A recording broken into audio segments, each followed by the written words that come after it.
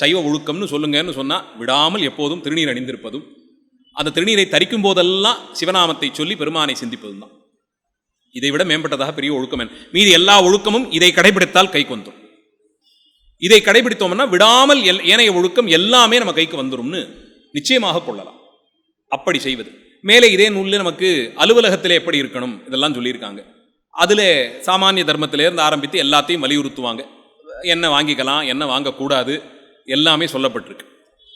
அங்கேயும் அடியனுடைய எண்ணம் என்ன பணி செய்யலாம்னு கேட்கும்போது, இப்போ சைவராகி விட்டோம், இந்த பணிக்கெல்லாம் போகலாமா அப்படின்லாம் கேள்வி எழுந்ததென்றால், கொலை தொழிலை தவிர மீதி பணி எல்லாத்துலையும் ஈடுபடுறோம். அந்தந்த பணியிலே ஈடுபடுகிறோம், சம்பாத்தியம் இருக்கு. அந்த பணியை செய்யும் போது திருவருளால் இதை செய்கிறேன், பெருமான் இட்ட பணியாக செய்கிறேன், அவ்வளவுதான். சிவபெருமான் இதை எனக்கு நியமித்திருக்கிறார், இந்த வேலையை நான் அவருக்காக செய்கிறேன் என்ற எண்ணத்தில் வேறொன்றை முன்னிறுத்தாமல் அதையும் சிவபுண்ணியம் போல செய்வது உத்தமம். முயற்சி செய்யலாம், பெருமான் திருவருளால் முயன்று பார்க்கலாம், திருவருள் கூட்டுவி, அவ்வளவுதான். எந்த பணி செய்வதாக இருந்தாலும் கொலை தொழிலை தவிர ஏனைய பணியிலே ஈடுபடும் போது நாயன்மார் பெருமக்கள் பக்குவத்திற்கு சில நேரத்தில் சிவபெருமானை எதிர்த்து செல்லும் போது கொலை தொழிலையும் சிவகைங்கரியமாக பார்த்தார்கள். அந்த உயிரை நீக்காமல் விட்டால் இன்னும் சிவ அபராதத்தில் ஈடுபடும், அது வேண்டாம்னு நிற்பாட்டினார்கள். நான் செய்கிறேன்னு நாம் செய்யலாமான்னு கேட்டிங்கன்னா முடிந்தால் செய்யலாம், அவ்வளோதான். அவ்வளோ பக்குவம்லாம் நமக்கு ஒரு காலத்தையும் வராது. அதனாலே அடியார்களை பார்த்து எப்படி சுவாமி செய்வதை பார்த்து அவர் செய்கிறார்னு எடை போடுறது தப்போ, இவர்களுடைய செயலை பார்த்து நான் அதை போல செய்கிறேன்னு நினைக்கிறது அதை விட பெரிய அபராதம். 10 பங்கு கூடனே வச்சுக்கோங்க. சுவாமியிடத்தை அபசாரப்பட்டாலும் ஆச்சாரியரிடத்தை அபசாரப்படுவதற்கு விடிவே கிடையாது. பெருமானிடத்தையாவது மன்றாடி காலில் விழுந்து கெஞ்சி கேட்டு கருணையினாலே பிழைக்கலாம், ஆச்சாரிய அபசாரத்திற்கு வேண்டாம். அதனாலே ஆச்சாரியர்கள் செய்த செயலோடெல்லாம் தயவு செய்து ஒப்பிடாது. ஆலே அவர்கள் செய்தது அவர்கள் அளவிலே உத்தம நிலையிலே இருக்கக்கூடியவர்கள், உத்தமத்தன்மையிலே இருக்காங்க. அந்த எல்லைக்கெல்லாம் நாம் ஒரு காலத்திலும் போய் நிற்கவே முடியாது. அதனால் அது அப்படி ஒப்பீடு வேண்டாம். அவர்கள் செய்வது சிவபுண்ணிய செயலாக அந்த உயிர் இன்னொரு முறை சிவபராதம் செய்யாமல் தடுத்தார்கள்னு தான் பார்க்கிறோம். மூர்க்க நாயனாரோ சக்தி நாயனாரோ செய்த பணியெல்லாம் பார்த்தால் அங்கே எதிர்பட்ட உயிர் ஒன்று இன்னொரு சிவபராதம் செய்யாமல் தடுத்து நிறுத்தினார்கள்னு கொள்ளுகிறோம், அவ்வளவுதான். இப்படி செய்யக்கூடிய செயல் எதுவாயினும் அது சிவன் செயலாகன்னு பாவித்து பெருமான் நியமித்த செயல். அதிலே அப்படி செய்து வரும்போது ஒரு பற்றும் இருக்காது. நான் செய்தேங்கிற எண்ணத்திற்கு இல்லாமல் திருவருள் விளக்கம்னு எடுத்துக்கொள்ளும். திருவருளால் இதுதான் ஆச்சு, இது செய்யப்பட்டது. அதனால் அடுத்த உடனே ஒரு கேள்வி, முழுக்க சோம்பேறியா இருந்துட்டு திருவருள் விளக்கம்னு சொல்லலாமா? அந்த சாமர்த்தியம் இருந்ததுன்னா செய்யலாம். நான் வேலைக்கே போகலை, வீட்லேயே இருந்துட்டேன், திருவருள் விளக்கம்னு சொல்லலாமான்னு கேட்டால் ஒரு நாள் வீம்புக்கு இருந்து பார்க்கலாம். அடுத்த நாள் மனைவி குழந்தையெல்லாம் பார்க்கும்போது இது சரிபடாது, வேலைக்கு தான் போகணும்னு நாமே புறப்பட்டு போயிடும். திருவருள் உங்களுக்கு ஒரு நாள் ஓய்வு கொடுத்ததுன்னு வேணா எடுத்துக்கலாம். அதை தாண்டி பெருமானிடத்தை என்னையே நான் முழுவதுமாக ஒப்புவித்து விட்டேன் அப்படிங்கிற எண்ணம் எல்லாம் வந்ததுன்னா பற்றுன்னு இருக்கிற வீட்டையே விட்டு முதல்ல வெளியேறணும். வீட்டில் இருந்துக்கிட்டு நான் வேலைக்கு போக மாட்டேன்னு சொல்றதுல என்ன தைரியம்னா, குறைந்தபட்சம் அடுத்த ஒரு 2 மாசத்துக்கு வீட்டில் சோறு கிடச்சிடும். அந்த தைரியத்துக்கு தான் வீட்டில் இருக்கும். இரவு தூங்கணும்னா மேலே ஒரு கூரை வேண்டுமே, அதனால தான் வீட்டில் இருந்துக்கிட்டு இதெல்லாம் வெட்டியாக பேசலாம். அப்படி எம்பெருமானிடத்தை என்னை நான் முழுவதுமாக ஒப்படைத்து விட்டேன், பணியெல்லாம் செய்து எனக்கான சம்பாத்தியத்தை நான் பார்க்க மாட்டேன்னு சொன்னால் முதல்ல வீட்டை விட்டே வெளியே போகணும். அதை செய்யலை இல்லையா, அப்போ இதையும் செய்ய மாட்டோம். அதெல்லாம் செய்யணும்னுட்டு நமக்கு வலியுறுத்தப்படலை. இதெல்லாத்தையும் துறந்து வந்து தான் நமக்கு ஒரு காலத்திலும் வலியுறுத்தப்படவில்லை. இன்னும் கிரகஸ்தாசிரமத்துக்கு தான் நிறைய விதிகளை சொல்லியிருக்கு. நமக்கு அநேக விதிகள் கிரகஸ்தாசிரமத்தை தான் சொல்லியிருக்கு. ரொம்ப கடினம் இதுதான். இன்னும் சொல்ல போனால் ரொம்ப கடுமையானது, ரொம்ப கடுமையானது. என்னை தவிர்த்தாயினும் என்னை நம்பி வந்தவர்களை நான் காப்பாற்றி ஆகணும். திருமணம் செய்து கொண்டேன், 2 பிள்ளைகளை பெற்றேன்னு சொன்னால் என் தன்மை என்னை நான் பாதுகாத்துக் கொள்றதுக்கு முன்னாடி என்னுடைய மனைவி மக்களை பாதுகாக்கணும். திருமணம்ங்கிறது இந்த 2 பேரோட முடியறதில்லை. அவர்களை சூழ வந்த குடும்பம், அவர்களை நான் பாதுகாக்கணும். அடுத்த வரிசையில் சுற்றத்தார்கள், நண்பர்கள், துறவு மேற்கொண்டவர்கள், இன்னும் பணிக்கெல்லாம் போகாமல் படித்து கொண்டிருக்கக்கூடிய பிரம்மச்சாரிகள், இப்படி கிரகஸ்தாசிரமத்திலே இருப்பவனுக்கு ஏனைய ஆசிரமத்திலே இருப்பவர்களை பாதுகாக்கும் கடமையும் ஏற்பட்டிருக்கு. மனைவி மக்களை பார்த்து கொண்டு தாய் தந்தையரை பேணி, உறவினர்களை பேணி, சுற்றத்தார்களை பேணி, நண்பர்களை பேணி, துறவு மேற்கொண்டவர்கள், இன்னும் சம்பாதிக்கிற நிலைக்கெல்லாம் போகாதவர்கள், அபலைகள், இவர்களை எல்லாம் பேணி கடைசியில் இன்னும் திராணி இருந்தால் தன்னையும் பாதுகாத்துக் கொள்ளலாம். இவ்வளவு விதிகள் கிரகஸ்தாசிரமத்துக்கு சொல்லியிருக்கு. தவிர பெருமானே திருமணம் செய்து கொண்டு அம்பிகையோடு தான் காட்சி தரார். அதனால் துறவுக்கெல்லாம் பெண்ணினல்லாளோடு பெருந்தகையே இருக்காருன்னு சுவாமிகள் சொல்லித்தான் மண்ணில் நல்ல வண்ணம் வாழலாம்னு வாழ்த்துறார். வாழ்த்தித்தான் கொண்டாடுறார். அதனால நமக்கு இந்த துறவு, உடம்பை வருத்தி கொள்ளணும், போய் முள்ளு மேலே இருக்கிறது, பஞ்சாக்னி தவம் செய்கிறேன், பட்டினி கிடந்து மரணம் அடைவது, இதெல்லாம் எங்கேயுமே நம்ம ஆச்சாரியர்கள் வலியுறுத்தலை. ஒருத்தரும் வலியுறுத்தலை. விதிக்குட்பட்டு, அறத்திற்கு உட்பட்டு, ஏன்னா அந்த தர்மத்தை எம்பெருமான் போதிச்சிருக்கார்.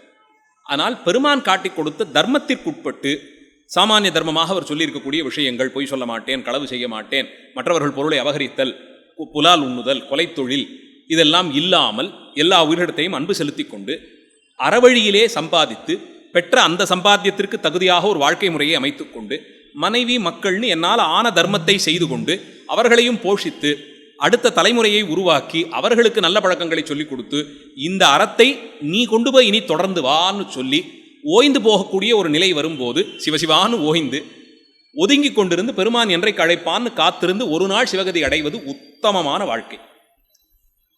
அதில் எந்த தவறும் கிடையாது. இதை நிச்சயமாக மேற்கொள்ளலாம். துறவு மேற்கொண்டுத்தான் ஆகணுமா, பற்றையெல்லாம் துறக்கணும்னா அதுக்கு காவித்தானா, சொல்லவே இல்லை, அவசியமே கிடையாது. அதை ஏற்பவர்கள் ஏற்கலாம், அவ்வளவுதான். அதுவும் ஒரு நிலை, அவ்வளவுதான். அதை யார் ஏற்கிறார்களோ அவர்கள் ஏற்கலாம், இல்லைன்னா இல்லாமலும் இருக்கலாம், குறையே கிடையாது.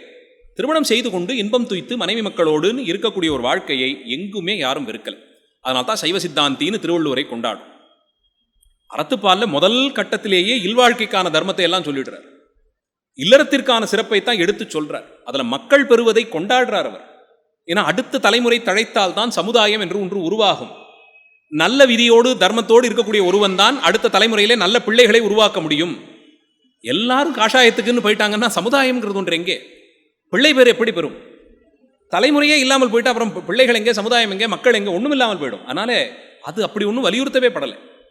இல்லறத்தை நல்லறமாக நிச்சயம் நடத்தும். அறம் தான் அது, தர்மம் அது, கிரகஸ்த தர்மம்னு தான் சொல்லியிருக்காங்க. அதனால தான் இல்லறம்னு கொண்டாடினாங்க. அப்படி இருந்து இன்பம் தூக்கும் ஒருவன் சர்வ நிச்சயமாக அதெல்லாம் செய்யலாம். அவன் தர்மத்தோடு கூடியிருந்து எல்லாவற்றிலும் சிவபெருமானை முன்னிறுத்து அவனுக்கு நான் வாய்க்கப்பட்டேன்கிற அளவிலே அவனுக்கு அடிமை என்ற நிலையிலே இருந்து அவனையும் அவனுடைய அடியார்களையும் ஆராதித்து அவர்களை வழிபட்டிற்குரியவர்களாக கொண்டாடி அறவழியிலே நின்று எல்லாத்துக்கும் அந்த அறத்தை கொண்டே கீழே கோடிட்டுக்கிட்டே வரும். அப்படி செய்வது உத்தமம், தப்பே கிடையாது. இப்படி சிவபூஜைக்கான விதிகளை எல்லாம் வகுத்து கொடுத்துருக்காங்க. இன்னென்ன காலத்திலே எல்லாம் சிவபூஜை செய்யணும் இதையெல்லாம் சொல்லியிருக்கிறார்கள். விசேஷமாக சொல்லக்கூடிய கிரகண காலத்திலே செய்யக்கூடிய சிவபூஜை ஜபம் இதெல்லாம் சொல்லப்பட்டிருக்கு. அந்த சிவபூஜைக்கு ஒரு பெரிய பத்ததியை வரையறை செய்து கொடுக்கிறார்கள். அந்த சிவபூஜையும் இரண்டாம் கட்டத்திலே தீட்சையாக 3 நிலைகளிலே சொல்லப்படுகிறது. அதிலே ரொம்ப சாமான்யமாக செய்யக்கூடிய சிவபூஜை பெரிய அளவிலே நிறைய தெய்வ வடிவங்களை எல்லாம் ஆவாகனம் செய்து பரிவார தெய்வங்கள்லாம் நிறைய பேரை கொண்டு வந்து அவர்களுக்கெல்லாம் அர்க்கியம் கொடுத்து அந்தந்த ஸ்தானத்திலே அவர்களை எல்லாம் நிறுத்தி பூஜை செய்து நிறைவாக சுவாமியை எழுந்தருளச் செய்து சிவபெருமானுக்கான உபச்சாரத்தை எல்லாம் செய்து அபிஷேகம் முதலிய சுத்திகள் எல்லாம் செய்து முடித்து இப்படி செய்யணும். ஆனால் அந்த பூஜையிலே ரொம்ப உயர்ந்த பாகம் எதுன்னா, இந்த ரொம்ப சிவபூஜையை மற்றவங்க பண்ணுறதை பார்த்து நமக்கு ஒரு ஆசை வந்துடும். அதே மாதிரி நாமும் செய்யணும், இந்த பாத்திரங்கள்லாம் வாங்கணும், அந்த நல்ல பூக்கள்லாம் பெறணும், நல்ல உயர்ந்த ரக சந்தனத்தை சேகரிக்கணும், பன்னீரை பெறணும், அதெல்லாம் ரொம்ப ஆர்வத்தில் பெருசாக கடையெல்லாம் பரப்பி எல்லாம் செய்யலாம் தொடங்கிடுவாங்க. உத்தமம், தப்பே இல்லை. நிச்சயமாக பெருமானுக்கு அதையெல்லாம் செய்யலாம். தொடர்ந்து செய்ய வர முடியுமான்னு பார்த்துக்கணும். மற்றவங்க செய்கிறத பார்த்து ஆசைப்பட்டுட்டு அவசியமே இல்லை. சமய தீட்சை பெறுவது அத்தியாவசியம். அத்தனை பேரும் பெறணும், அதில் மாற்று கருத்தே இல்லை. எவ்வளவு சீக்கிரமாக முடியுமோ செய்யலாம், குறையே இல்லை. அந்த அனுஷ்டானத்தை தொடர்ந்து செய்துவார்கள், ரொம்ப உத்தமம் அதுவே. அதை தொடர்ந்து செய்துவார்கள். ஏன்னா வீடுகளில் நமக்கு இருக்கக்கூடிய இடம், நாம் செய்யக்கூடிய பணியிலே நமக்கு கிடைக்கக்கூடிய நேரம், பிரயாணம், இதெல்லாம் செய்யும்போது என்ன ஆகும், நாம் செய்ய முடியாமல் போச்சுன்னா அடுத்த கதி என்ன, இது மாதிரியான கேள்விகளுக்கெல்லாம் தெளிவான விடை இல்லாமல் அனுஷ்டானத்தை தொடர்ந்து செய்துவார்கள். ரொம்ப உத்தமம் அது. ஓய்வுக்கான பெருமானத்தை விண்ணப்பம் வைக்கலாம், அதுக்கான ஒரு சௌகரியத்தை எனக்கு ஏற்படுத்தி கொடு, இடத்தை ஏற்படுத்தி கொடு, அதற்கான பொருளை சேகரித்து கொடு, வீட்டில் அதற்கான உசாத்துணை எல்லாம் எனக்கு ஏற்படுத்தி வை, இதையெல்லாம் விண்ணப்பமாக வைத்து கூடி வரும் காலத்தில் எம்பெருமான் நியமித்து கொடுப்பார். ஆனால் ஆசை நிச்சயம் இருக்கலாம், ஆசையோடு இருக்கட்டும். அவசியமாகன்னு போய் மேலே விழுந்ததை எடுத்துக்கொண்டு இன்னைக்கு ஒரு 5-6 வருடங்களுக்கு முன்பாக எடுத்துக்கொண்டு செய்ய முடியாமல் அதை எப்படி ஒப்படைக்கிறதுன்னு கேட்பவர்கள்லாம் நிறைய வாயிட்டாங்க. அதனால் மற்றவர்கள் பண்ணக்கூடியதை பார்த்து அதில் விழுந்துடாமல் அனுஷ்டானத்தை தவறாமல் செய்து வாருங்கள். அதுவே 3 காலம் சொல்லியிருக்கு. பிராத காலத்திலே ஒன்று, காலை உதய காலத்திலே, மத்தியான காலத்தில், சாயரட்சையில். எத்தனை பேர் சமய தீட்சை எடுத்து 3 கால அனுஷ்டானத்தை விடமாட்டேன்னு எவ்வளோ பேர் செய்து வரும்? ரொம்ப கடினம். கூடி போத்துன்னா 12 நிமிஷம் 15 நிமிஷத்தில் முடிச்சுடலாம். அந்த நேரத்தையே நம்மால் ஒதுக்க முடியாத போது 1.5-2 மணி நேரம் குறைந்தபட்சமாகும். அதனால் ரொம்ப யோசித்து சிவபூஜைக்கு போகலாம். ஆனால் அனுஷ்டானமே சிவபூஜை மாதிரி தான் இருக்கும். சிவபூஜையில் இருக்கக்கூடிய பல அங்கங்கள் இதிலேயே வந்துடும். ஒரு மாதிரி உள்ளுக்குள்ளே பெருமானை சிந்தித்தபடி, இல்லை சூரிய மண்டலத்திலே அவரை தியானித்தபடி தான் அறிக்கையம் எல்லாம் கொடுக்குறோம். ஞாசம் எல்லாம் செய்கிறோம். அகச்சுத்தத்தெல்லாம் அதிலேயே ஏற்படுது. திருநீர் தரித்து கொள்வதோட வேற என்ன பெரிய சுத்தம்? விதிப்படி அந்தந்த இடத்துல சுத்தம் செய்கிறோம். குறைந்தபட்சம் ஒரு 10-20 பிராணாயாமம் வந்துடுது. அது ஒரு யோகம். நான் மூச்சு பயிற்சி மாதிரி அதை மேற்கொள்ளுகிறோம். நிறைவாக பஞ்சாட்சர ஜபம் செய்கிறோம். பஞ்சபுராணத்தை அங்கேயே சொல்லலாம். பூர்த்தி பண்ணி முடிச்சுட்டு பஞ்சபுராண பாராயணம் பண்ணலாம். போகிறோம். ரொம்ப உத்தமம். அதை 3 காலமும் செய்வது, குறைந்தபட்சம் 2 காலமான செய்வதுங்கிற நிலையையாவது ஏற்படுத்திக்கிட்ட பிறகு சிவபூஜைக்கெல்லாம் சிந்திக்கலாம். அதனால் அனுஷ்டானம், அதன் பிறகு செய்யக்கூடிய சிவபூஜை, வாய்ப்பு இருப்பவர்களுக்கு சௌரியப்படும் நிலையில் சிவபூஜை செய்வது. அந்த சிவபூஜையிலே அந்தர்பூஜைன்னு சொல்லக்கூடிய இடம். மனதுக்குள்ளே இந்த முழு சிவபூஜையும் செய்து பார்க்கணும். அதுதான் வாஸ்தவத்தில் ரொம்ப நேரம் எடுக்கணும். ரொம்ப ரசித்து அதில் தான் பண்ணலாம். சுவாமிக்கு எத்தனையோ திரவியங்களால் அபிஷேகம் செய்ய சொல்லியிருக்கு. நம்ம வசதிக்கு ஏற்ற மாதிரி, நேரத்துக்கு ஏற்ற மாதிரி ஏதோ ஒரு 4-5 திரவியங்களில் செய்யலாம். ஒரு 8-10 திரவியங்கள் அவ்வளோதான் சொல்லியிருக்க. எல்லா திரவியங்களையும் சேகரித்து செய்ய முடியாது. தவிர பால், தயிர் எல்லாம் ரொம்ப உத்தமமான பசுவிலிருந்து பால் கறந்தெல்லாம் செய்ய சொல்லியிருக்கு. நாம் என்னைக்கு அதை பொட்டலம் கட்டினான்னு தெரியாது. அந்த பாலை தான் வச்சுக்கிட்டு இருக்கோம். எல்லார் வீட்லையும் பசு கன்றெல்லாம் இல்லை. என்றைக்கோ பொட்டலம் கட்டி எங்கேருந்தோ வருது. அதை கத்தரித்து அதுலேருந்து கொஞ்சத்தை எடுத்து அபிஷேகத்துக்கு பயன்படுத்துகிறோம். அந்த நிலையில எல்லாம் பண்ணும்போது மனசளவில் பண்ணுறதுல அளவே கிடையாது. ரொம்ப உத்தமமாக உயர்ந்த ஜாதி சந்தனத்தை வாங்கி இழைச்சி குங்குமப்பூ போட்டு பச்சை கற்பூரம் போட்டு அதை இழைச்சி அப்படி குளிர கொண்டு சந்தனத்தால் அபிஷேகம் செய்தேன். ரோஜா பூவிலிருந்து அந்த பன்னீர் சேகரிக்கிறதுக்கு ஒரு பெரிய பழக்கம் இருக்கான். அந்த வழக்கத்தின்படி செய்தோம்னா 1 லிட்டருக்கு கிடைக்கிற பன்னீர் சில 1000 ரூபாய் தான் ஆகுதான். நாம் 20 ரூபாய்க்கு ஒரு புட்டியை வாங்கி அதையும் 10 நாளைக்கு வைத்து பிரித்து பயன்படுத்திடுறோம். நம்மளால் அவ்வளோதான் முடியும். ஒரு 4000-5000த்துக்கெல்லாம் 1 லிட்டர் பன்னீர்னா நம்மளால் எங்கே போக முடியாது. என்ன பண்ணலாம்? அந்த திரவியத்தை அப்படி சேகரித்து வருகிறேன்னு மனசளவில் முழுக்க அதை நடத்தி பார்க்கலாமே, என்ன குறை? உயர்ந்த ஜாதி பன்னீர் ரோஜாவெல்லாம் பறித்து அதையெல்லாம் கசக்கி அது ஏதோ புகை போட்டு அதிலேருந்து பெறணுமா? அப்படி பெற்ற பன்னீர் ஒரு துளியை ஒரு கும்பம் நிறைய தீர்த்தத்தில் சேர்த்தோம்னா அந்த குடம் நிறைய தீர்த்தத்துக்கு அந்த பன்னீர் வாசமே வந்துடுமா, ருச்சி வந்துடுமா? அவ்வளோ உயர்ந்ததாம் அது. அப்படி ஒரு குடம் நிறைய பன்னீரில் அபிஷேகம் பண்ணுறேன், யார் என்னை தடுக்க முடியும்? சண்டேசர் செய்தது போல அப்போ கறந்து அந்த பாலை கொண்டு அபிஷேகம் செய்தேன். மனசில் அது அத்தனையும் செய்ய சொல்லியிருக்கு. அந்தர்பூஜை விரிவாக செய்யணும். விதிப்படி சொல்லியிருக்கிற 8 புஷ்பங்களையும் அன்னைக்கு சேகரித்து இண்டை மாலை தொடக்கமாக வரிவரியாக சொன்னபடிக்கே நான் செய்கிறேன். நைவேத்தியம் பண்ணுறதுல எவ்வளவு படி, இந்த வடிவத்துக்கு 4 படியில் செய்ய சொல்லியிருக்கா, பண்ணலாம். காசா பணமா மனசில் தானே நினைக்கிறோம். அத்தனை படி அன்னத்தை விதிப்படி சுத்தமாக அதை எப்படி சுத்தி பண்ணணுமோ அப்படி சுத்தி பண்ணி, அதை எப்படி உலையில் ஏற்றணுமோ அப்படி உலையில் ஏற்றி அந்த ஆவி பறக்க அதை கொண்டு வந்து பெருமான் முன்பாக பெரிய பாவாடையாக விரித்து அதில் பக்ஷணங்கள் எல்லாம் இட்டு நிரப்பி, முறுக்கு அதிரசம்னு எல்லாத்தையும் நிரப்பி, பெருமானுக்கு ரொம்ப உகப்புடையதாக திருவிளையாடெல்லாம் பெருமான் பண்ணின புட்டமுதெல்லாம் செய்து நித்தியமும் புட்டு நைவேத்தியம் பண்ணுறேன். என்ன குறை? யார் தடுக்க முடியும்?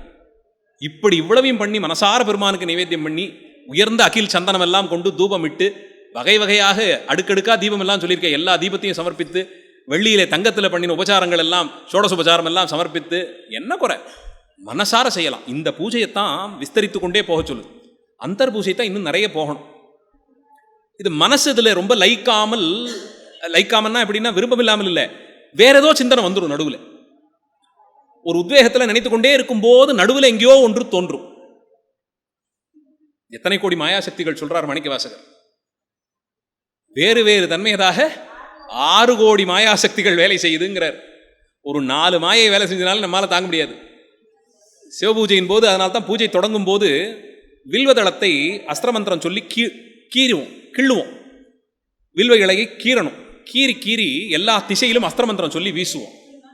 உட்கார்ந்துருக்கிற இடத்துல ஆரம்பித்து கிழக்கு, தென்கிழக்கு, தெற்கேன்னு இப்படி 8 திசை இப்படி மேலே போகிறதுக்கு கணக்காக கீழே ஒன்று வீழ்ச்சோம். 10 திசையிலும் அஸ்திரமந்திரத்தை எல்லாம் சொல்கிறோம். ஏன்னா 8 திரிசூலம் இப்படி மேலே ஒரு சூலம் கீழே ஒரு சூலம்னு 10 சூலங்கள் நம்மை சுற்றி ஒரு கூண்டு மாதிரி அமைத்து கொடுக்க, சூலங்களால் ஆன கூண்டுக்குள்ளே உட்காந்துட்டு தான் பூஜையே பண்ணுறோம். ஏன்னா 6 கோடி மாயாசக்திகள் வேலை செய்யுமே. அஸ்திரங்கள் சூழ இருந்துட்டு அதால் உள்ளே வர முடியாது. பாதுகாப்பாக ஒரு கூண்டு இட்டு அதுக்குள்ளே தான் உட்காந்து பண்ணுறோம். சுலபமே கிடையாது சிவபூஜை. அதனால் இந்த இந்த இந்த இப்படியெல்லாம் செய்யப்படுற பூஜையிலே அந்தர் பூஜை ரொம்ப கடினம். ஆனால் ரொம்ப ருசிச்சு பண்ணலாம், அளவில்லாமல் செய்யலாம்.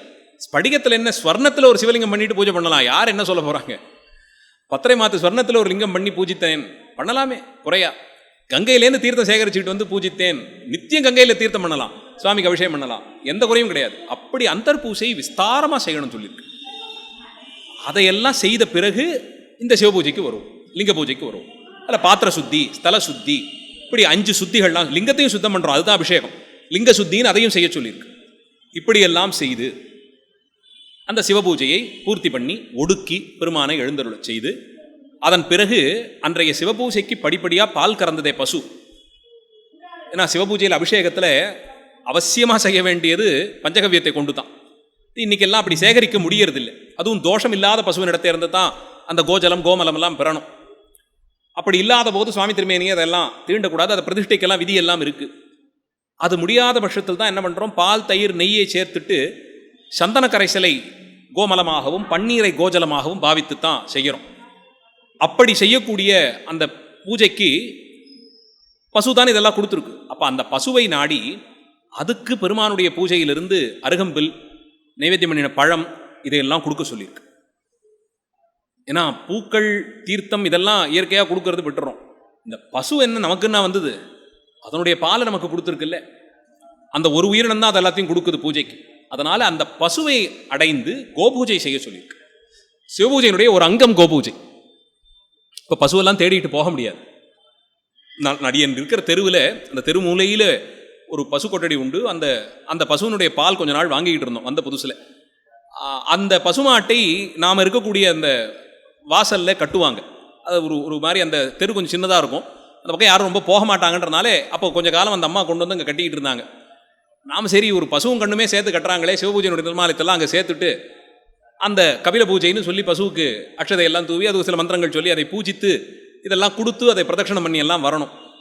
அதை எடுத்து கொஞ்ச நாள் செஞ்சுக்கிட்டு இருந்தேன். அதை பார்த்துட்டு அந்த அம்மா அப்புறமா வந்து அது வேற ஒரு சமயத்தை சேர்ந்த பசு, அது வேற ஒரு தெய்வத்துக்கு நேர்ந்து பெற்றோம், அதுக்கு இதெல்லாம் பண்ணாதீங்கன்னு வந்து சொல்லிட்டு எல்லாம் போனாங்க. அதெல்லாம் நிறைய வேடிக்கையெல்லாம் நடந்தது. அப்புறம் வீதிகளில் இந்த மாதிரி பசுவெல்லாம் போகக்கூடாதுன்னு சொல்லி அதெல்லாம் தூக்கிட்டாங்க. ஆனால் இப்போதும் ஏதோ ஒரு பாடல் பெற்ற தரத்தில் இருக்கிறதுனால திருவான்மியூரில் பசுக்கூட்டங்கள் அங்கங்கே தெருவிலே திரிந்து கொண்டு தான் இருக்குது. பெருமான் திருவருள். அது சமயத்தில் பாவம் அதுக்கும் ஆபத்து, வண்டி ஓட்டுறவங்களுக்கும் ஆபத்தான சூழ்நிலையெல்லாம் இருந்தாலும் சில நேரங்களில் விடியற் காலை வேளையிலே மிதிவண்டியில் பயிற்சியை செஞ்சுக்கிட்டு அந்த பக்கமெல்லாம் போகும்போது பார்த்தோம்னா ஒரு சந்தோஷத்திலே ஒரு 4 பழத்தை வாங்கி கொடுத்துட்டு உத்தமமாக சிவபூஜையில் செய்ய வேண்டிய கோபூஜையை செய்ய முடியறதில்லை. இதை மன்னித்து அதுக்கு அங்கீகாரமாக ஏற்றுக்கோங்கன்னு சொல்லி சுவாமியை பிரார்த்தனை பண்ணிட்டு கொடுக்கணும்னு ஒரு பிரதட்சணம் பண்ணிட்டு ஓடி போய்டும். அது என்ன நிலைமையில் இருக்குன்னு தெரியாது. அது கண்டரை தேடிட்டு வந்திருந்து நாம் போய் குறுக்கெல்லாம் பூந்து எதுவும் வம்பு பண்ண வேண்டான்னு பாதுகாத்து எதையோ பண்ணிட்டு வந்துடுறோம். விதிப்படி சிவபூஜையினுடைய நிறைவிலே பிரசாதங்களை கொண்டு போய் இந்த பசுவுக்கும் கொடுக்கணும். புல்லு பழத்தை எல்லாம் அதுக்கு கொடுத்து அதை பிரதட்சண நமஸ்காரம் பண்ணி உன்னிடத்தே இருந்து உன்னுடைய பாலையும் தயிரையும் நெய்யையும் பெற்று பெருமானுக்கு சமர்ப்பித்தேன், அந்த சிவபுண்ணியம் உன்னையும் சேரட்டும்னு பிரார்த்தித்து கொண்டு, இன்னொன்று ஒரு பசுவுக்கு ஒரு பிடி புல்லை கொடுப்பது அதன் உடம்பிலே புதைந்திருக்கும் எல்லா தெய்வங்களுக்கும் கொடுத்தது போலே கேள்வி கேட்காமல் தன் பாலை ஏனைய உயிர்களுக்கு தரக்கூடியது அது. அப்போது ஒரு கோபூஜை செய்து அந்த பசுவை வணங்கினேன்னா அதுக்கான அடுத்த வேளைக்கான பாலுக்கு பழத்தையோ புல்லையோ பிண்ணாக்கையோ நான் கொடுக்கும்போது அது சொரியக்கூடிய பாலினால் இன்னும் அநேக உயிர்கள் பயன்பெறுகிறது.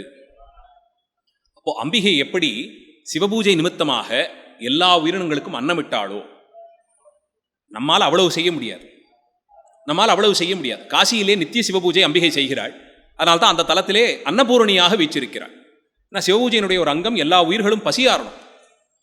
அது நம்மால் அவ்வளவு முடியாது. அதனால் ஒரு பசுவினுடைய பால் எத்தனையோ உயிர்களுக்கு பசியாற்றுகிறதே, பச்சிளம் குழந்தைகளுக்கு பசியாத்துது. என் சக்திக்கு முடிந்தது ஒரு பசுவிற்கு கொடுத்தேன். அந்த காலத்தில் வீட்டிலே பசு கொட்டடியே இருக்கும். அதனால் போய் அங்கேயே பால் கறப்பதனால் அந்த பசுவுக்கே ஒரு 3-4 பசுவாதும் இருக்கும், கன்றுகள்லாம் இருக்கும், அதுக்கெல்லாம் கொடுத்து பூஜை செய்வார்கள். இப்போ அது முடியாததுனாலே குறைந்தபட்சம் அதுவும் முடியாத போது ஒரு சந்தன உருண்டையிலே பசுமாட்டை ஆவாகனம் செய்து அந்த நிர்மாலயத்தை எல்லாம் அதற்கு சேகரித்து கொடுத்துடும். அதனால தான் இந்த காலத்திலே ஏதோ கோயிலில் பசுமடம் இருந்ததுன்னா சுவாமிக்கு தரிசனத்துக்கு போகும்போது ஏதோ உபச்சாரமாக பூக்கள் எல்லாம் வாங்கி போகும்போது பசு இருந்ததுன்னா அதுக்கு கொடுக்கக்கூடியதாக ஏதோ கீரையோ சில பழங்களையோ அதுக்குன்னே வாங்கி கொண்டு போய் அதை ஒப்படைக்கலாம். இல்லை மாதத்தில் ஒரு நாள் ஒரு கோசாலையிலே என்னால் முடிந்தது ஒரு படி பிண்ணாக்கை வாங்கி கொடுத்துட்றேன், அது அந்த பசுவுக்கு போகட்டும்னு சிவபுண்ணியமாக அந்த செயலை நிச்சயமாக செய்யலாம். கோயில்களில் அதை ஏற்றுக்கொள்கிறார். சில 100 ரூபாய் ஆகும். ஒரு மாதத்துக்கு என்னால் முடிந்தது ஒரு 200 ரூபாய் 300 ரூபாய் நான் பசுவுக்குன்னு செலவு பண்ணுறேன்னு நிச்சயம் செய்யலாம். உயர்ந்த சிவபுண்ணியம். யாவருக்குமா பசுவுக்கு ஒரு வாயுரைன்னு சொல்லியிருக்காரு. ஒரு வாயுரை அதற்கு ஒரு பிடிப்பிள்ளை கொடுப்பது ரொம்ப உயர்த்தியதுன்னு சொல்லியிருக்கிறனாலே திருமந்திரத்தில் சொல்லப்பட்டிருக்கிற வரிங்கிறதுனால அதை அப்படியே செய்கிறோம். அதற்கு பிறகு சிவபூஜையினுடைய ஒரு அங்கம் இலை பரப்பி உண்ணுவது, சாதம் சாப்பிட்றது. சிவபூஜை புத்தகங்களில் பார்த்தீங்கன்னா கடைசி ஒரு 4 பக்கத்தில் போஜன விதின்னு போட்டிருப்பாங்க. சாப்பிடுவதும் சிவபூஜை தான். அந்த அன்னமாக நாம் பாவிக்கிறோம் இல்லையா, ஒவ்வொரு அரிசியும் ஒரு சிவலிங்கம். இலையிலே அதனால்தான் குவிக்கிறோம் சாதத்தை. போட்டு இப்படி பரப்பிட்டு போகலாமே, சாதத்தை இப்படி குவிக்கிறோம். முதல்ல சாதமோ குழம்போ இல்லை சாம்பாரோ பரிமாறும்போது சாதம் குவிச்சு தான் இருக்கும். அன்ன சுத்தி அப்படித்தான் செய்கிறோம். நெய்யை விட்டு அதை அன்ன சுத்தி செய்கிறோம். அது ஒரு சஹஸ்ரலிங்கமாக கணக்கு. கோயிலில் 1000 சிவலிங்கங்கள்லாம் ஒரு திருமேனியில் பார்க்குறோம் இல்லையா, சஹஸ்ரலிங்கம்னு சொல்லுவாங்க. உத்து பார்த்தோம்னா ஒரு லிங்க பானத்திலே சின்ன சின்னதாக வெட்டி லிங்க திருமேனிகள் இருக்கும். ஒரு இலையிலே பரிமாறப்பட்ட அன்னமும் சஹஸ்ரலிங்கம். அதனால்தான் ஒரு பருக்கை சாதமும் வீணாக்கக்கூடாது, கீழே சிந்தக்கூடாது, இதெல்லாம் விதியாக்கி வைத்தார்கள். சிந்தினால் அதை அலம்பி மறுபடியும் இலையில இட்டாள்னு திருவள்ளுவருடைய புராணத்திலே பார்க்கிறோம். வாசுகி அம்மையார் அதை தொடர்ந்து செய்து வந்தாள். ஒரு சுவாமி திருமேனியை கீழே போடுமா, அந்த மாதிரி பாவிக்கணுமா. ஒரே ஒரு பருக்கை சாதத்தை வீணாக்கக்கூடாது, மிச்சம் வைக்கிறோம். அது என்ன, நாய் முதலிய உயிரினங்களுக்கும் போகணும்னு சொல்லி அதை கொண்டு போய் சேர்க்கிறது உண்டு. இது போக சைவாகமங்களில் சொல்லியிருக்கிறபடிக்கு சாப்பிட்டோம்னா முதல்ல அந்த அன்னத்தை இட்டாங்க இல்லையா, அந்த அன்னம் அதில் இடப்பட்ட பருப்பமுது கொஞ்சம் கரியமுது எல்லாத்தையும் சேர்த்து இலையினுடைய வலதுகை மூலையிலே ஒரு லிங்கம் மாதிரி பிடிச்சு வச்சு அதுக்கு அர்க்கியம் எல்லாம் கொடுத்து வச்சுருப்பாங்க. அதை நாம் உண்ண மாட்டோம். கடைசியில் கொண்டு போய் இலையை வீசுகிறோம் இல்லையா. இப்போ பூமியில் இருக்கக்கூடிய புழுக்கள், பாம்பு, தேள் மாதிரி இந்த மண்ணுக்கடியிலே வாழக்கூடிய உயிரினங்களுக்கும் தரும். இது போக காக்கபலி சொல்லியிருக்கு, காக்கைக்கு உணவிடுவது சொல்லியிருக்கு. அது பித்ருப பலியாக சொல்கிறோம். முன்னோர்கள்லாம் அந்த வடிவிலே பெறுகிறார்கள்னு சொல்லப்படுகிறது. அதனால் பித்ருபலியாக அதை செய்கிறோம். அப்போ ஒரு பறவைக்கு குறைந்தபட்சம் இடுறோம், பசுமாட்டுக்கு இடுறோம், வீதியிலே எதுவும் இல்லாமல் தெரியும் நாய்க்கு இடுகிறோம், கண்ணுக்கு தெரியாமல் தெரியக்கூடிய ஈ எறும்பு புழுக்கெல்லாமும் இடுகிறோம். நம்மால் ஆனது. இப்படி ஒவ்வொருத்தரும் பார்த்து இட ஆரம்பித்தால் ஏதோ ஒரு அளவிற்கு மற்ற உயிரினங்களுக்கும் அன்னமிட்டோம் என்ற ஒரு நிலை போகும். இதுக்கு ஆன செலவு என்னன்னு பார்த்தீங்கன்னா இவ்வளவு அரிசி போகும். நம்ம வீட்டுக்கு வடிக்கிறதோடு சேர்த்து இவ்வளவு அரிசி கூட வடித்தோம்னா காக்கைக்கு ஏதோ அதில் ஒரு சின்ன பிடி, நாய்க்கு ஒரு பிடி, இப்படி போகும். அந்த காலத்தில் ரொம்ப சாதாரணமாக நடந்த விஷயம். தெருநாயின்னு ஒரு 4 நாய் எல்லா தெருவுக்கும் இருக்கும். அது ஆபத்து கொண்டெல்லாம் தெரிந்ததாக தெரியல. அதை சுட்டுக் கொள்ளணுங்கிற எண்ணத்தோடலாம் யாரும் இருந்ததாக சின்ன வயசில் நினைவில்லை. அதை போய் யாரும் வம்புக்கு இழுத்ததில்லை. அதை கல்லை கொண்டு அடித்தேன், விளையாட்டுக்காக இதை செய்தேன் அதை செய்தேன், அதுக்கு ஒரு தீங்கு செய்தார்கள்னு அடியேன் நினைவில் எதுவும் இல்லை. குழந்தையாக இருந்தபோது இரவு ஒரு 8:30 மணிக்கு வீட்டில் எல்லாரும் சாப்பிட்டு முடித்த பிறகு நிச்சயமாக ஏதோ ஒரு பங்கு இருக்கும். மத்தியானம் சேகரித்தது கொஞ்சம் இருக்கும், இரவு செய்ததில் கொஞ்சம் மீறும். இதெல்லாத்தையும் கலந்து கொண்டு போய் இந்த நாய்க்கிட்டுத்தான் கடைசி பாத்திரத்தை கவுப்பாங்க. அது இல்லாமல் செய்ததே கிடையாது. அதுவும் ராத்திரி 10 மணிக்கு காத்துக்கிட்டு இருக்கும். அதுக்கு தெரியும் இந்த வீட்டு வாசலில் வைப்பாங்கன்னு தெரியும். அந்த இடத்துல அது போய் உண்ணும். இதெல்லாம் சாமான்யமாக செய்து கொண்டிருந்த பழக்கம். வருவாங்க ஒரு ஊருக்கு 2 பேர் அப்படி இருப்பாங்க. அவங்க வருவாங்க, அவங்களுக்குன்னு எடுத்து வைப்பாங்க நியாயத்துக்கு. இன்னொன்று அடியனுமே பார்த்து பாட்டி வீட்டில் இருந்த வரைக்கும், நான் பெரிய குடும்பமாக நிறைய பேர் இருந்தபோது முழுக்க வழித்து மூட மாட்டாங்க. குறைந்தபட்சம் ஒரு ஆளுக்கான சாதத்தை வைப்பாங்க. குறைந்தபட்சமாக கொஞ்சம் குழம்பு கொஞ்சம் காயும் இதையுமாவது வைப்பாங்க. ராத்திரி யாரான வந்தா யாராவது கேட்டா அவர்களுக்குன்னு வைப்பாங்க. இல்லைன்னா மறுநாள் காத்தால் அது வீதிக்கு போயிடும், நாய் உண்டு அதை முடித்து விடும். பாதி ராத்திரியில் ஏதோ பசி, யாரோ ஒருத்தர் வந்தாங்கன்னா அவங்களுக்கு இடமே இல்லைன்னு சொல்லக்கூடாதுங்கிறத ஒரு தர்மமாக வச்சுருந்தாங்க. பசித்ததுன்னு ஒருத்தர் சொல்ல கேட்டு சும்மா இருக்கக்கூடாதுன்னு ஒரு விதி வைக்கிறாங்க. அது கூடாதுன்னு சொல்கிறாங்க. பசின்னா அதை கேட்டுக்கொண்டு பொறுக்கக்கூடாதான். பசிக்குதுன்னு ஒருத்தர் சொல்லவே கூடாது வீட்டிலேயே. அதனால்தான் குழந்தை, வயோதிகர்கள், வியாதியஸ்தர்கள் இந்த மாதிரி இருக்கிறவங்களுக்கு கேட்டு முதல்ல கொடுத்துடணும். குழந்தை திடீர்னு வந்து பசிக்குதுன்னெலாம் சொல்லி கேட்டால் எங்கள் அப்பாக்கெல்லாம் அவ்வளோ கோவமே வந்துடும். கத்தி பார்த்துருக்கேன் நான். குழந்தை பசிக்குதுன்னு சொல்கிற வரைக்கும் சும்மா இருந்தியான்னு கேட்டுடுவாங்க. அது ஏன்னா அந்த உயிருக்கு வந்து தனக்கான தேவைகளை தான் செய்து கொள்ள முடியாது. அந்த நிலையில் இருக்கிற ஒருத்தர் பசித்ததுன்னு நினைக்கவே கூடாதான், பார்த்து பார்த்து கொடுத்துடணுமா. படுத்த படுக்கையாக இருக்காங்க, வியாதியில் இருக்கக்கூடிய ஒருத்தரால் எழுந்தெல்லாம் போய் தனக்கானதை சேர்த்துக்கொள்ள முடியாதுன்னு போது கேட்டுக்கொண்டே இருக்கணுமா அவங்களுக்கெல்லாம். நாம் எப்படி ஒரு மணி நேரம் 2 மணி நேரம் கழிச்சு சின்னதாக பசிக்கும்னா பசிக்குதாமா எதானா வேணுமாங்கிறதை கேட்டுவிடணுமா. முதியவர்கள், அவர்களுக்கு சாப்பிட்டது மறந்து போகக்கூடிய நிலை கூட உண்டு. சாப்பிட்டோங்கிறது மறந்து போயிடும். அந்த மாதிரி ஒரு காலமெல்லாம் வரும்போது காலங்கட்ட நேரத்துக்கு பசிக்குதுன்னே சொல்லுவாங்க. அவர் அப்படி சொல்கிற அளவுக்கு விட்டுடக்கூடாது. இரவு வேளையில் திடீர்னு பசின்னு எழுந்தவர்கள் உண்டு. என்னோட பாட்டி விஷயத்தில் பார்த்தது. அது அவங்களுக்கு மறந்து போய் இல்லை சாப்பாடு கொடுக்குற நேரத்தில் கொஞ்சமாக சாப்பிட்ருவாங்க. அப்புறமா திடீர்னு 11 மணிக்கு பசிக்குதுன்னு இந்த மணி அடிப்பாங்க. பக்கத்து அறையில் படுத்துக்கிட்டு இருப்போம். எழுந்திரிச்சுப்பா அந்த நேரத்தில் கோபம் காட்ட முடியாது. அந்த நேரத்தில் சமைச்சும் கொடுக்க முடியாதுன்னும் போது ஏதோ சில பண்டங்களை அவர்கள் சாப்பிடக்கூடியதாக கொஞ்சம் ரொட்டியோ இல்லை 4 பிஸ்கட் எல்லாத்தையும் வச்சிருந்து அதை தண்ணியில் கொஞ்சம் நினச்சி கொடுக்கறது. அந்த நேரத்துக்கு பசி யாரும் ஒரு கொஞ்சம் தண்ணியை குடிச்சிட்டு படுத்தாங்கன்னா இன்னொரு 4 மணி நேரம் தாங்கும். இதையெல்லாம் விதியாக சொன்னார். அதனால் உணவு உண்பதை ஒரு தவம் போலே மேற்கொண்டிருந்தோம். தவம்னு இருந்ததுனால்தான் போதுமான அளவில் சாப்பிட்டோம். கிடைக்குதுங்கிறதுக்காக சாப்பிட்றது, 2 மணிக்கு ஒருத்தன் கடை திறக்கிறாங்கிறதுக்காக அங்கே போய் சாப்பிட்றது செய்யவே இல்லை. ஒரு காலத்திலும் இல்லை. அகாலத்தில் உணவு உண்பது, இரவு நேரம் உறங்குவதற்குன்னு விதித்த பிறகு அந்த நேரத்திலே பூமி பந்தனுடைய அந்த பகுதியிலே ஏதோ நாடுக்கு ஏதோ ஒரு தேசத்திற்கு பகல் பொழுது அவங்களுக்கு நான் வேலை செய்கிறேன் அதனால் நான் முழிச்சுக்கிட்டு இருக்கேன்னு சொல்கிறதெல்லாம் இன்னைக்கு இன்றியமையாத்தன்மை போலே ஆகிவிட்டது. இப்போ அடியனுமே கூட வேலை நாட்டில் இருக்கிற சிலருக்கெல்லாம் சைவத்தாந்தெல்லாம் எடுக்கும்போது ராத்திரி 11 மணிக்கு ஆரம்பிப்போம். 12 மணி 12:30 12:45 1 மணிக்கெல்லாம் முடிச்சிடும். இன்னும் சில நாடுகளுக்கு அந்த பக்கத்துக்கு போகும்போது 12 மணிக்கு தான் வகுப்பே தொடங்கும். அப்போ தான் அவங்களுக்கு சாயங்காலம் 7-7:30 மணி. நல்ல வேளையாக அந்த கடைசியில் இருக்கிற நாட்டுக்கு விடியற் காத்தால் 5 மணிக்கு எடுத்தால் போதும். இது மாதிரியான சில காரியங்கள் எல்லாம் ஈடுபடும் போது சரி அது ஏதோ வாரத்தில் 1 நாள் 2 நாள் அன்றைய தினத்திற்கான தூக்கத்தை சரிபார்த்து கொள்ளணும். அவ்வளவுதான். இப்படித்தான் பார்த்து உறக்கத்தையும் நாம் கொள்ளுகிறோம். அதனால் அகாலத்திலே செய்யக்கூடாத காலங்களிலே செய்யக்கூடாதுன்னு விதித்ததை கொள்ளாமல் இருப்பது உத்தமம். உடம்புக்குன்னு ஒரு கடிகாரம் உண்டு. அந்த கடிகாரம் தன்னைத்தானே ஒரு மாதிரி பழக்கப்படுத்தி வச்சிருக்கும். அதில் மாற்றங்கள் எழும்போது அது உடலை நலிவடைய செய்யும். காலந்தோறும் இது இருந்து கொண்டு வந்தால் உடம்பு நன்மைக்காகனு சேகரித்த செல்வத்தை எல்லாம் அந்த உடம்பு நலம் பெறட்டும்னு கொண்டு போய் யாருக்கோ கணக்கெழுது. அதுக்கு போதுமான அளவிலே கிடைக்குது, இது போரும். வேண்டும் போதே சுவாமியினிடத்தே கீழே சொன்ன மடித்தான். துறக்கணும்னு யாருமே சொல்லலை. அதனால் எனக்கு காசு பணம்லாம் வேண்டாம், எல்லாத்தையும் நான் வெறுக்கிறேன் சொல்லவே இல்லை. பெருமானிடத்தே வேண்டும் போது நாளைய தினம் சிவபூஜைக்கான திரவியங்களுக்கு குறைவில்லாமல் தரணும்னு வேண்டிக் கொண்டால் நம்முடைய தேவைகளை எம்பெருமான் பார்த்துக் கொள்வார். இது வேண்டும் அது வேண்டும் அது வேண்டும் இது வேண்டும்னு கேட்காமல் சிவபூஜைக்கான திரவியங்கள் சேகரிக்கணும், அதற்கான அளவிலே தரணும்னு வேண்டிக் கொள்வது உத்தமம். ஏனைய விஷயங்களை நிச்சயமாக எம்பெருமான் பார்த்துக் கொள்வார், குறைவில்லாமல் கொடுப்பார், ஆசை தீர கொடுப்பார். ஆச்சாரியர்கள் வாக்கு ஆசை தீர கொடுப்பார்ன்ற கொடுக்கறதுக்கு காரணம் போதும் பார்த்து பார்த்து சலிச்சு போச்சு, எதை காசையும் பணத்தையும் பார்த்து பார்த்து சலிச்சு போச்சுன்னு தள்ளுற அளவுக்கு கொடுத்துருவார், அப்படி தருவார். ஆனால் செல்வமே வேண்டாம்னுட்டெல்லாம் யாரும் சொல்லலை. இந்த உலகத்திலே வாழறோம், பொருளிலாருக்கு இவ்வுலகம் இல்லைன்னுட்டார். அது வாஸ்தவம் தான், இல்லைத்தான்.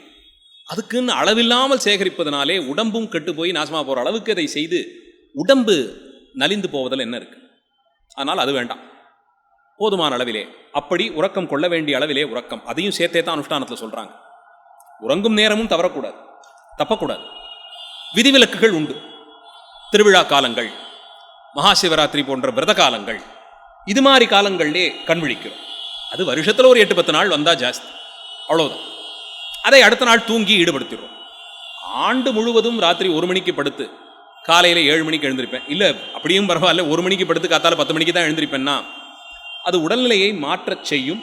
அது இப்படியே பிரயாணப்பட்டோம்னா கடைசியில் அது என்ன மாற்றங்களை செய்யும்னு இனிமேல் தான் பார்க்கணும். நான் இப்போ தான் அதெல்லாம் ரொம்ப நிறையவாயிட்டு வருது. இப்போ ஒரு 30-40 வயசில் இருக்கவங்க தான் அதெல்லாம் செய்கிறாங்கன்னா இன்னொரு 20 வருஷம் கழிச்சு தான் நமக்கு பலாபலன் என்னங்கிறது தெரிய ஆரம்பிக்கும். சர்வசாதாரணமாக 100 வயசு இருந்தாங்க, அப்புறம் 90 ஆச்சு, 80 ஆச்சு, 70 ஆச்சு. இப்போ பிறந்த குழந்தைகளுக்கு சர்க்கரை நோய்ங்கிற அளவுக்கு வந்து நின்றுருக்கும். 2 வயதில் சர்க்கரை நோயின்னு சொல்லி நினச்சி கூட பார்க்க முடியல. சர்க்கரை நோய்ங்கிறது ரொம்ப பிரபலமானதே ஒரு 15-20 வருஷத்துக்கு முன்னாடினா. அப்போ ஏதோ 40 வயசு 60 வயசு மேலே தான் அப்பெல்லாம் இருந்தது. அது குறைந்து கொண்டே வந்து பீடியாட்ரிக் டயாபெட்டிஸ்ன்னு அதுக்கு பேர் வச்சுருக்காங்க. நினச்சி பார்க்கவே பயமாக இருக்குது. அந்த குழந்தை என்னெல்லாம் சாப்பிடும், மற்ற குழந்தைகள் மாதிரி இனிப்பெல்லாம் அதுக்கு உண்டா, அந்த இன்பங்கள் எல்லாம் அதை அனுபவிக்காமல் போகுமான்னு நினச்சாலே பதறுது. எங்கே கொண்டு போய் இதெல்லாம் விடும்? ஆனாலும் ஏதோ காரணத்தினால இதை தேடிக்கொண்டு செல்லுகிறோம். இதெல்லாம் இது சமுதாய பேச்செல்லாம் இப்போ எதுக்கு வகுப்புலன்னு கேட்டிங்கன்னா இதையும் சேர்த்தே தான் அனுஷ்டானமாக சொல்லியிருக்கு. உணவு உண்பதில் இவ்வளவு சாஸ்திரங்களை வகுத்தார்கள். உறங்கப் போகும்போது உடுத்தி கொள்ள வேண்டிய உடையிலிருந்து ஆரம்பிக்கிறார். ரொம்ப இறுக்கமாக இருக்கக்கூடியது, காற்றே புக முடியாத அளவிலே உடை, இதெல்லாம் சொல்லவே படலை. இன்னொன்று, மனித நாகரீகம் வளர்ந்து வந்த விதத்தில் உலகத்தின் பல பகுதிகளிலையும் வெவ்வேறு நாகரிகங்கள் வளர்ந்தது. எல்லாமே தொன்மை சிறப்பு வாய்ந்தது, எல்லாம் நல்ல உயர்ந்து வளர்ந்திருக்கு. எல்லாத்துலேயும் கலை கோட்பாடுகள்லாம் இருந்திருக்கு, சமயம் இருந்திருக்கு, அறிவியல், விஞ்ஞானம், கணிதம், பல்வேறு துறைகள்லாம் சிறப்பு பெற்றிருக்கு. யாரும் இல்லைங்களா, ஆயிரம் ஆண்டுகளாக இருக்கு. ஆனால் அந்தந்த வெப்பநிலைக்கு தகுதியான உடைகளை, அந்தந்த வெப்பநிலைக்கு தகுதியான உணவை, இதையெல்லாம் உண்டு வந்தார்கள். அது அவர்களுக்கு சரிப்படும். இங்கே அந்த நிலைக்கு நான் மாறினேன்னு சொன்னால் இழப்பு எனக்கு தான். அப்போ இதெல்லாம் இங்கே வந்து விட்டதே, வேற தேசத்தினுடைய உணவு பண்டங்கள் இங்கே கிடைக்குது, அதை சாப்பிடுறது ஒரு நாகரீகம் போலே ஆகிவிட்டது. ஒரு விருந்துக்கு போனோம்னா அதை கொடுக்குறாங்க, அங்கே மூஞ்சால் அடித்த மாதிரி மாட்டேன்னு சொல்ல முடியல. சொல்லலாம், தப்பே இல்லை. பழக்கம் இல்லைங்க, இது நமக்கு சரிபடாது. வச்சிருக்கிற 8 பண்டத்தில் ஏதாவது ஒன்று நமக்கு சரிபடாதான். நான் இது வரைக்கும் எடுத்துக்கிறேன், ஒன்றும் குறையில்லை, இது வரைக்கும் சாப்பிட்றேன். இன்னும் உத்தமம், இதெல்லாம் இருக்குன்னு தெரிந்தால் தவிர்ப்பதே உத்தமம். ஒரு நாள் அந்த விருந்துக்கு நீங்கள் கலந்துக்காததுனால அடுத்த நாள் சூரியோதயம் இல்லாமல் ஆகாது, அவ்வளவுதான். அவங்க யாரும் நிறுத்திட போறதில்லை. ஐயா வரல, அதனால இன்னைக்கு விருந்து கிடையாது, யாரும் நிறுத்த போறதில்லை. அது பாட்டு நடக்க போகுது. ஏன் வரலங்கிறதுக்கு 1000 காரணம் நம்மகிட்ட இருக்கும், எடுத்து சொல்லிட்டு போகலாம். அதெல்லாம் புரை தீர்த்து நன்மை பயக்கும் போய் தான் அது. ஒன்றும் தோஷமாயிடாது. அப்படி ஒன்றும் யாருமே இங்கே அப்படியெல்லாம் ஒன்றும் சத்தியவிரதத்துல எல்லாம் இல்லை. அவ்வளவு சத்தியவிரதம் எல்லாம் இருந்துட்டா, அதனாலே ஒரு பொய்யை சொல்லிட்டு அதுலேயும் தவிர்க்கிறதுல தப்பே கிடையாது. அடியன் செய்கிறது வேண்டாம்னா வேண்டாம், இது இல்லை, இது நமக்கு ஆகாது. இது கொள்ளும் அப்படின்னா அதுக்குள்ளே எவ்வளவு முடியுமோ அதை சொல்லலாம். இது வேண்டாம், இது வரைக்கும் நான் எடுத்துக்கிறேங்க, ரொம்ப உத்தமம், தப்பே இல்லை. பலகாரங்கள் வரைக்கும் சாப்பிட்றேன், நான் அந்த உணவுக்குள்ளே போகலை, இது வரைக்கும் சாப்பிட்டுட்டு விட்டுடுறேன், உத்தமம், தப்பே இல்லை. இப்படி நம்முடைய காலதேச வர்த்தமானத்திற்கு ஏற்றாற் போலே ஆச்சாரியர்கள் காட்டி கொடுத்த வழியில் அப்படியே நேரடியே முடியலைன்னாலும் திருவருள் நமக்கு இவ்வளவு தூரத்திற்கு கூட்டுவித்தது. அந்தபடிக்கு நான் இருக்கிறேன். ஆனால் அதை பார்த்து கொள்ளும். சரி, போயிட்டோம், எல்லாரும் சாப்பிட்றாங்க, ஒரு நாள் தானே, அங்கே என்னுடைய விரதத்தை நான் அழிக்கிறேன். அதனால் தான் சொல்கிறோம், திருநீற்று சம்பந்தம் இல்லாமல் இருக்காதீர்கள்.